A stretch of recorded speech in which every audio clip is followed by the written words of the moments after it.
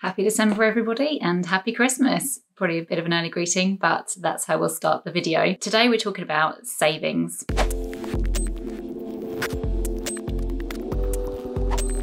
There's a big problem with a savings gap in the UK that is occurring at the moment. Young people aren't really putting any money away, and which is what they should be doing to help them in situations if they arise, such as they are out of work, or they can't work because they're ill or they're sick or they have an accident, or in case their boiler breaks down, their car breaks down, they have a massive expense they haven't expected. You could put that on a credit card if you had to, but it's better to have some money tucked away in a safe place for those eventualities if you ever need it. This saves you building up unnecessary credit and having to put yourself into a debt that you wouldn't have otherwise been in. The savings habit is dropping off for young people mainly. There's a big problem with young people not saving. 53% of 22 to 29-year-olds have absolutely no savings whatsoever. They have no money in ISAs, current accounts, savings accounts or premium bonds, which means they'll be in a problem if they ever end up not having money because they're not working. An emergency fund is something that everybody should have put away. It should be about 6 months of your earnings or your income, but around 3 to 6 months of your salary is probably the best option. The best way to build this up is by putting away a monthly amount as soon as you get paid. So as soon as you get paid, have a set amount coming out by a standing order to go into your savings account or your premium bonds or an ISA or whatever you're saving up your pot of money.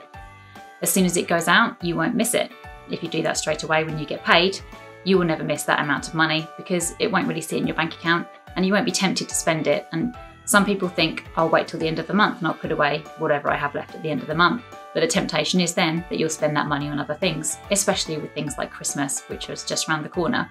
There's that temptation there to spend that money when really, if you take it out of your account immediately, it wouldn't be there, so you wouldn't even think to use it, especially if it's been siphoned off into a separate account, one that's not so easy to access or one that you don't carry around a debit card for. Nationwide have a great motto for this. Payday is save day. And if you can just think of that motto, set up a standing order and do it that way on payday, then you'll never miss that money. There are lots of apps on the market that you can use to help you.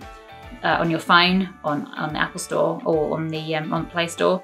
You can download these apps. They help you analyse your budget, analyse what you're spending, where you're spending unnecessarily and where you could possibly make cutbacks, and then you can siphon that money off so you don't really see any change in your spending habit, but you're just able to differentiate between what you're spending unnecessarily and what you can put to better use. Some banks also have handy features where they will round up to the nearest pound, for example, and siphon that money off into a separate account with that particular branch.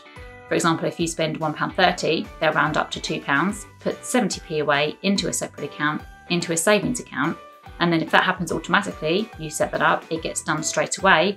Again, that's money you're not really going to miss because it occurs immediately when you make that payment. A big question I get asked a lot is, where should I save my money? Admittedly, interest rates are pretty low at the moment, and I don't know if that's going to be changing anytime soon. So you really need to seek out the best interest rates if you don't want to lock your money away. Current accounts tend to have the lowest interest rates, but your money is readily available and you can access it immediately. But because of that, it can be tempting to spend it. Savings accounts are another option. These can come with slightly higher interest rates, but again, if you want an easy access account, one that you can access straight away, the interest rates are still below 1%, and some of them are only below 0.5%. So that's not really a great interest rate you can achieve, but it means that it's easy to access, but just tucked away. So it's a slightly different account from your current account. So it's less appealing to use that money. ISAs are another way you can save money. You can use cash ISAs, but these again have low interest rates, especially if you stay in them beyond 12 months.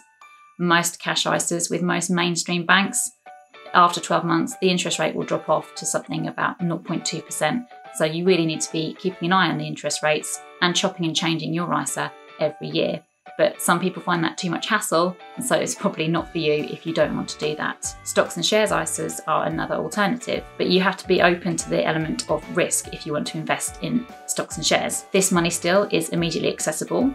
The only delay would be on the amount of time it takes to sell a stock or a share, but that should be within a week.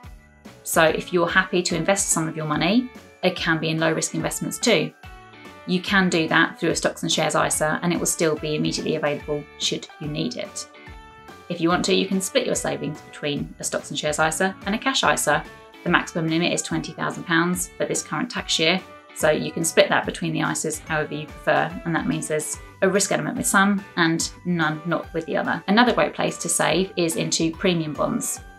These are backed by the government, so you have that element of security, and rather than getting an interest rate on it, you get entered into monthly prize draws.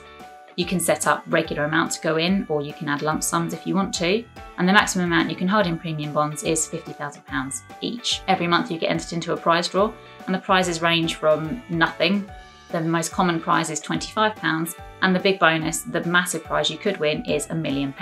The more you have in there, the more likely you are to have a return by way of a prize. You're very unlikely to see a return every month, but you've got to be in it to win it, and you have that security of the government backing. Once you've started to build up an element of savings, whether that's in a savings account, a current account, premium bonds, ISAs, wherever you've put that money aside, if you start to get into larger amounts of money, you might want to spread where those savings are held, or you might want to put some of it into investments if you think you can start to take an element of risk with a small sum of it. Again, you can do this by stocks and shares ISA, or there are other forms of investments where you can put your money. It's worth exploring these with a financial advisor so they can talk you through the pros and the cons of each type of investment and whether it's suitable for your circumstances and for your requirements. It's definitely worth reviewing your savings levels regularly, at least a few times a year, to make sure that you're keeping a good amount back and that level is accumulating, even if it's just slowly at say £50 a month.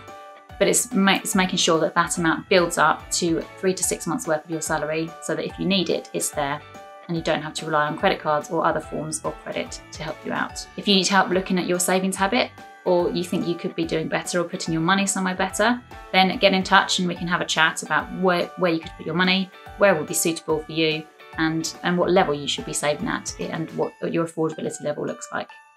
So get in touch and let me know how I can help you.